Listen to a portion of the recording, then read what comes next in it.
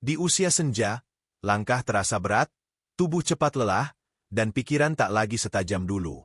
Makanan yang dulu mengenyangkan, kini justru menguras tenaga dan memicu penyakit diam-diam. Tapi, bagaimana jika rahasia kesehatan lansia bukan terletak pada obat, melainkan dari makanan sederhana yang selama ini justru dihindari? Hari ini, kita akan membongkar 8 makanan tersembunyi, tanpa karbo dan tanpa gula, tapi bisa mengubah hidup Anda secara nyata. Jangan lewatkan satu pun, karena yang terakhir sering disebut berbahaya, tapi ternyata justru menyelamatkan. Yang sudah subscribe dan like, saya doain hari ini mendapatkan rezeki yang melimpah, dan disembuhkan dari segala penyakit.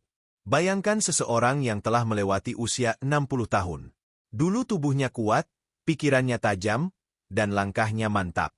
Tapi kini, setiap bangun pagi, tubuh terasa berat. Sendi-sendinya kaku. Energi seolah terkuras bahkan sebelum hari dimulai. Itulah yang dirasakan oleh Bu Erna, seorang pensiunan guru berusia 68 tahun. Dulu ia percaya bahwa makan roti gandum, nasi merah, dan buah manis adalah pilihan sehat.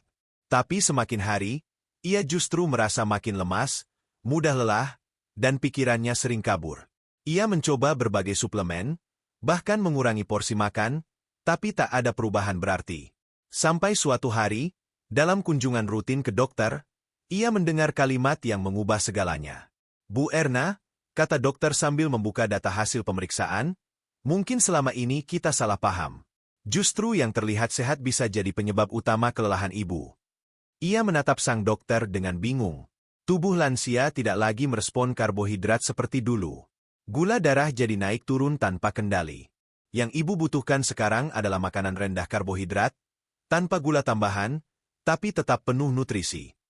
Hari itu Bu Erna pulang dengan rasa penasaran, dan mulai mencari tahu. Ia menemukan daftar makanan yang tak pernah terpikirkan sebelumnya. Makanan yang dulu dianggap biasa, bahkan kadang dihindari, ternyata bisa membawa perubahan besar. Dan dari sinilah semuanya dimulai. Pagi itu, Bu Erna berdiri di dapur sambil memandangi isi kulkas.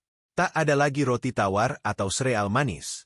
Ia ingat apa yang dikatakan dokter, lalu tangannya meraih seikat bayam segar yang baru dibelinya dari pasar pagi.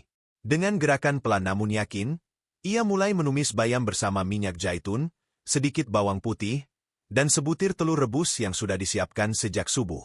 Pagi itu, untuk pertama kalinya setelah bertahun-tahun, ia menyantap sarapan tanpa nasi, tanpa roti, tanpa gula. Hari-hari berikutnya, ia mengganti makan siangnya dengan salad kangkung mentah yang ditaburi wijen, dan kadang ditambah irisan alpukat. Ia pun mulai belajar mengenali tubuhnya kembali. Dalam 2 minggu, terjadi perubahan yang tidak bisa diabaikan. Bangun pagi tak lagi menjadi perjuangan. Tubuhnya terasa lebih ringan, tidak mudah mengantuk di siang hari. Yang lebih mengejutkan, rasa nyeri pada sendi lututnya yang dulu membuatnya menghindari tangga, kini mulai mereda. Entah kenapa, saya merasa seperti dapat kembali bernapas, katanya suatu sore pada tetangganya, Pak Darto, yang sejak lama mengenalnya sebagai orang yang selalu mengeluh soal lelah. Perubahan itu bukan hasil diet ketat, bukan juga hasil konsumsi obat mahal. Hanya dari satu hal, mengganti apa yang dia taruh di piringnya. Sayuran hijau seperti bayam, kangkung, dan sawi ternyata hampir tak mengandung karbohidrat, namun kaya vitamin A, C, dan K vitamin yang menjaga kekuatan tulang, memperbaiki sel, dan membantu peredaran darah lebih lancar. Dan kini, di usia hampir 70 tahun, Bu Erna merasa hidupnya dimulai kembali. Dari sepiring bayam hangat di pagi hari. Pak Darto, tetangga Bu Erna, awalnya hanya mendengarkan cerita wanita itu sambil tersenyum kecil. Ia pikir, itu hanya sugesti. Tapi diam-diam, ia juga mulai merasa hal yang sama. Lututnya kaku, pagi terasa berat, dan sering merasa gemetar tanpa alasan. Usianya 72 tahun. Setiap kali bangun tidur, ia harus duduk di tepi ranjang selama beberapa menit, menunggu lututnya siap menahan beban tubuh. Ia kira, itu bagian alami dari proses menua. Sampai istrinya, Bu Marni, mulai menyiapkan sesuatu yang berbeda. Tanpa banyak bicara, Bu Marni menyajikan sepiring brokoli dan kembang kol yang dipanggang ringan dengan minyak zaitun dan sejumput garam laut. Tak ada nasi. Tak ada sambal pedas. Hanya sayuran hijau pucat yang mengeluarkan aroma lembut dari oven. Awalnya, Pak Darto hanya makan karena rasa sungkan. Tapi setelah beberapa hari, ia mulai merasakan sesuatu yang aneh. Ia bisa bangun tanpa rasa nyeri yang menusuk. Tangga di teras rumah tidak lagi terlihat seperti tantangan. Bahkan, tekanan darahnya yang biasa tinggi, perlahan mulai turun. Brokoli dan kembang kol ternyata bukan sekadar sayuran biasa. Tanpa kandungan tepung atau gula, keduanya kaya serat yang membantu tubuh mencerna lebih lambat, menjaga kestabilan gula darah, dan menenangkan sistem pencernaan. Heran juga, ya, gumam Pak Darto suatu pagi, sambil menatap piringnya, ternyata makanan sesederhana ini bisa jadi obat. Ia mulai rutin menikmati sayuran itu 3 kali seminggu, kadang ditambahkan bawang putih cincang atau perasan lemon. Tidak ribet, tidak mahal, tapi dampaknya nyata. Dan saat Pak Darto berjalan ke musola pagi itu tanpa tongkat, orang-orang takjub. Ia hanya tersenyum, sambil berkata pelan, "Ini bukan keajaiban, ini cuma brokoli." Sore itu, langit mendung menggantung di atas rumah sederhana milik Bu Helen, seorang janda pensiunan bidan yang kini tinggal sendiri. Di usia 73 tahun, ia mulai merasa jiwanya rapuh, pikirannya cepat lelah, dan semangat hidupnya memudar. Dahulu, Bu Helen dikenal sebagai sosok yang energik dan lincah. Tapi kini, setiap kali duduk terlalu lama, ia lupa apa yang ingin ia kerjakan. Ia sering kehilangan kata-kata di tengah percakapan, dan bahkan beberapa kali lupa mematikan kompor. Anaknya yang tinggal di luar kota mulai khawatir. Ia mengirimkan paket berisi beberapa kaleng salmon liar, lengkap dengan petunjuk cara memasaknya. "Ma, coba ini," kata dokter, "omega 3 bagus untuk otak."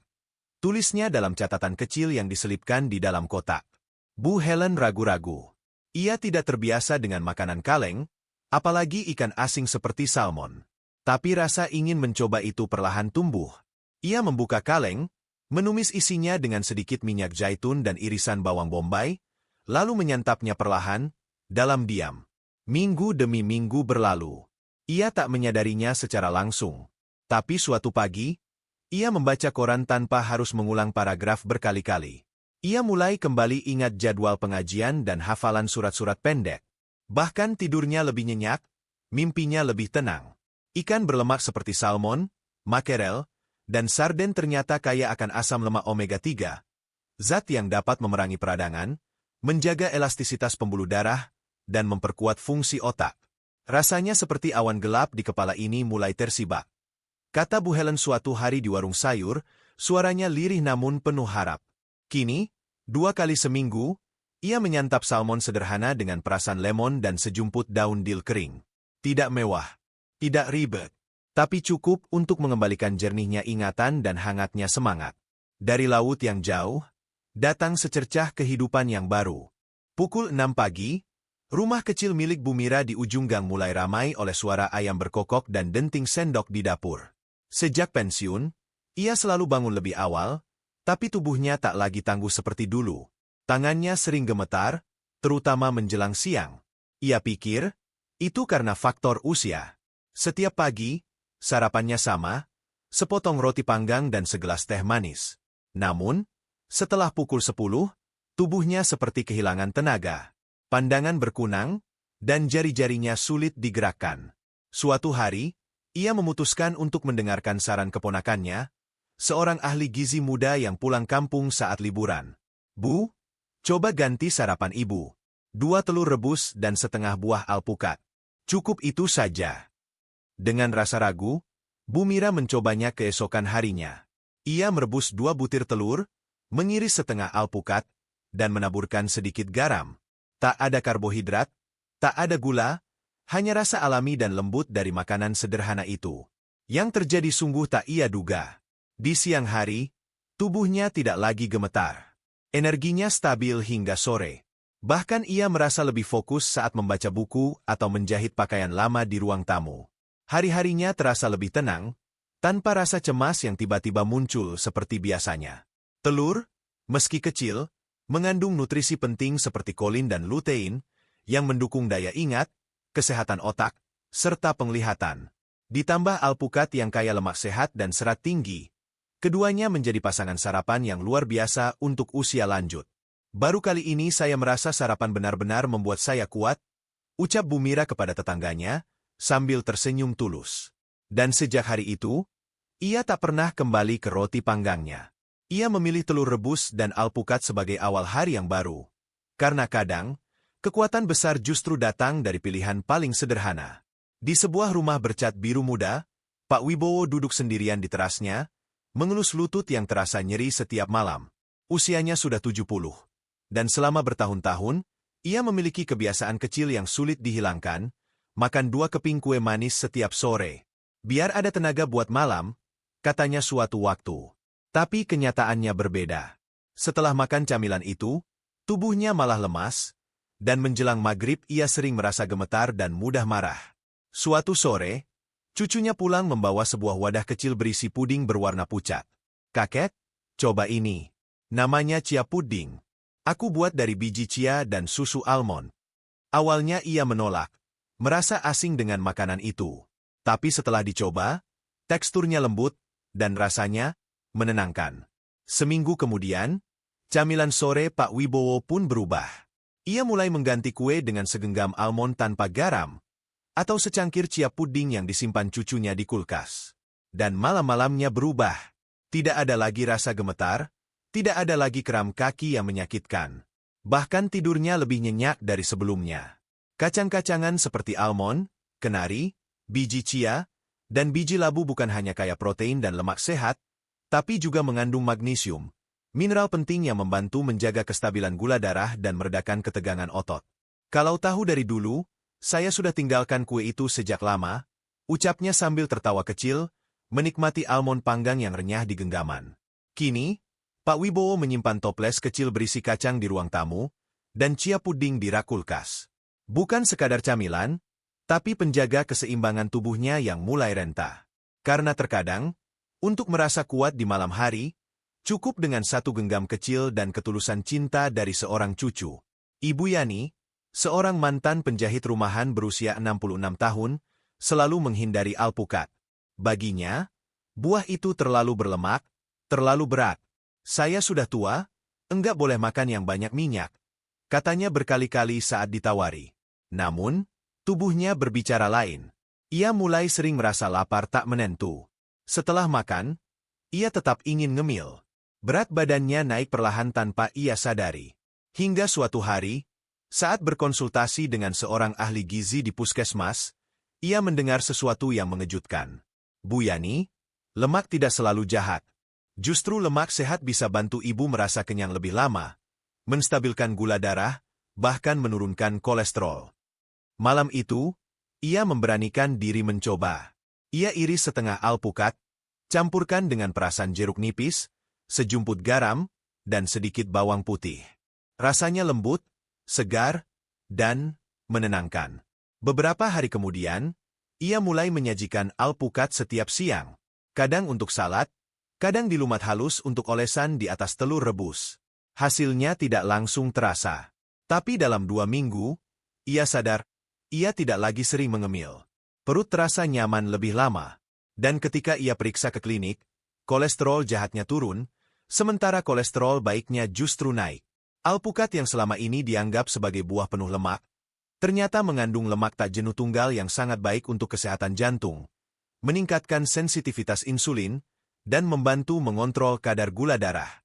Dengan kandungan serat tinggi dan gula yang hampir nol, ia menjadi sekutu terbaik bagi lansia. "Dulu saya pikir alpukat bikin gemuk, ternyata malah bikin kenyang dan sehat," ucap Bu Yani sambil tersenyum bangga, memperlihatkan toples kecil berisi irisan alpukat yang ia bawa ke pengajian. Kini, alpukat bukan lagi musuh dalam pikirannya, melainkan sahabat yang menjaga tubuhnya dari dalam. Lemak yang dulu ia takuti, kini ia perjuangkan. Di dapur kecil milik Ibu Lestari, seorang wanita sederhana berusia 71 tahun, selalu ada sebotol minyak goreng biasa yang sudah bertahun-tahun menemaninya. Ia terbiasa menumis, menggoreng, dan menghidangkan makanan seperti kebanyakan orang Indonesia. Namun tubuhnya tak lagi seperti dulu. Setelah makan, perutnya sering kembung, nafas terasa berat, dan tekanan darahnya naik tanpa sebab. Suaminya sudah tiada, dan anak-anaknya jarang pulang. Ia hidup tenang, tapi kesehatan pelan-pelan menjauh dari genggaman. Hingga suatu hari, saat sedang berbincang dengan sahabat lamanya di warung sayur, ia mendengar satu saran sederhana yang mengubah caranya memandang dapur. Ganti minyak gorengmu dengan minyak zaitun, Tar, ucap temannya lirih, aku sudah coba. Memang mahal sedikit, tapi lihat hasilnya. Hari itu juga, dengan sedikit rasa ragu, Ibu Lestari membeli sebotol kecil minyak zaitun. Ia mulai menumis sayur bayam dengannya, meneteskan 1 sendok ke salad sederhana, bahkan menambahkan sedikit ke atas telur rebus di pagi hari. Perubahan tak datang seketika, tapi dalam beberapa minggu, ia mulai merasakannya. Perutnya tidak lagi kembung, tidurnya lebih nyenyak, dan saat periksa ulang ke puskesmas, tekanan darahnya turun beberapa angka. Dokter hanya tersenyum, Bu Lestari, ini bagus. Lanjutkan saja pola makannya. Minyak zaitun, yang bebas karbohidrat dan gula, kaya akan antioksidan dan lemak tak jenuh tunggal. Senyawa oleokantal di dalamnya bahkan dikenal memiliki efek antiinflamasi alami, mirip seperti ibuprofen. Di negara-negara Mediterania, orang tua yang berusia 80 hingga 90 tahun tetap aktif. Dan rahasianya, ada pada minyak zaitun yang mereka konsumsi setiap hari. Kini, botol kecil itu tak pernah absen dari dapur Bu Lestari. Bukan karena rasa, bukan karena tren, tapi karena keyakinan. Bahwa dalam 1 tetes, ada harapan. Harapan untuk hidup yang lebih ringan, lebih jernih, dan lebih panjang. Dan semua itu, hanya dimulai dari mengganti minyak di dapur. Sore itu, di ruang tengah rumah Nenek Mariam, aroma teh melati menyebar hangat. Di sampingnya, di atas piring kecil, tergeletak beberapa irisan keju cheddar dan potongan mentimun segar. Tak ada kue manis, tak ada roti isi, tak ada biskuit. Padahal dulu, sore hari adalah saat paling ia tunggu untuk menikmati camilan manis. Tapi semuanya berubah sejak gula darahnya melonjak drastis beberapa bulan lalu. Kepalanya sering pusing, tubuhnya lemas, dan dokter memberinya peringatan keras. Bu Mariam, kalau ingin tetap sehat dan tidak bergantung pada obat, ibu harus berhenti dari gula dan tepung. Bahkan camilan pun harus dipikirkan.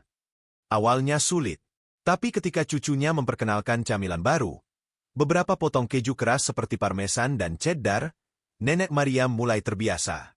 Tak manis, memang, tapi gurihnya membawa sensasi yang menenangkan, dan ia merasa cepat kenyang.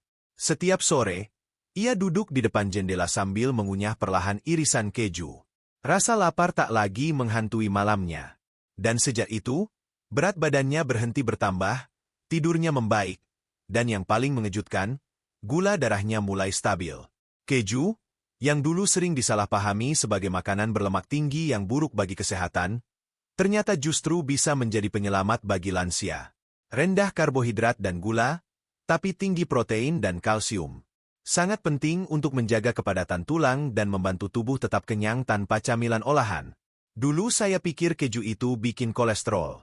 Ternyata, kalau tahu caranya, keju malah jadi penolong. Ujar Nenek Mariam sambil tertawa kecil, memperlihatkan potongan cheddar di tangannya. Kini ia tak lagi mencari-cari biskuit di lemari. Ia cukup mengambil beberapa potong keju, menambahkan mentimun atau buah zaitun, dan menikmati sore dengan tenang. Karena kadang, makanan yang dulu dianggap musuh, justru menjadi sahabat setia di usia senja. Hari itu, Ibu Erna duduk di beranda rumahnya, ditemani semilir angin sore dan secangkir teh tanpa gula. Di pangkuannya, tergeletak sebuah buku catatan kecil berisi daftar makanan yang kini telah menjadi bagian dari hidupnya. Daftar yang dulunya tampak asing dan menakutkan, kini justru menjadi pelindung setia di hari tuanya. Bayam, brokoli, son, almond, alpukat, minyak zaitun, keju. 8 makanan yang dulunya tak pernah ia pikirkan, kini hadir dalam tiap piring makannya. Tak ada lagi rasa letih berlebihan. Tak ada lagi gemetar tak tentu. Dan yang paling ia syukuri, tak ada lagi rasa takut menghadapi hari esok. Bu Erna bukan satu-satunya. Ada Pak Darto yang kini bisa naik tangga tanpa bantuan tongkat. Bu Helen yang mulai mengingat hafalan lamanya kembali. Pak Wibowo yang tak lagi terjaga di malam hari karena kram kaki. Dan Nenek Mariam yang tersenyum bangga setiap sore karena tak tergoda kue manis lagi. Semua mereka adalah saksi bahwa perubahan tidak harus mahal, tidak harus sulit. Hanya perlu kesadaran dan keberanian untuk memilih yang lebih baik. Karena setelah usia 60, tubuh kita tak lagi bisa diajak kompromi. Gula darah, peradangan, dan tekanan darah bukan hal sepele. Tapi justru dari makanan sederhana yang sering diremehkan, tubuh bisa mendapat kekuatannya kembali. Jadi hari ini, jika kamu, atau orang tuamu, atau kerabat lansiamu, masih mengandalkan makanan tinggi gula dan karbohidrat, mungkin ini waktunya untuk berubah. Waktunya mengenal makanan yang tak hanya mengenyangkan, tapi memberi harapan dan kehidupan baru. 8 makanan itu bukan sekadar menu harian, tapi sebuah bentuk cinta pada tubuh sendiri. Dan semuanya berawal dari satu pilihan kecil di piring makan.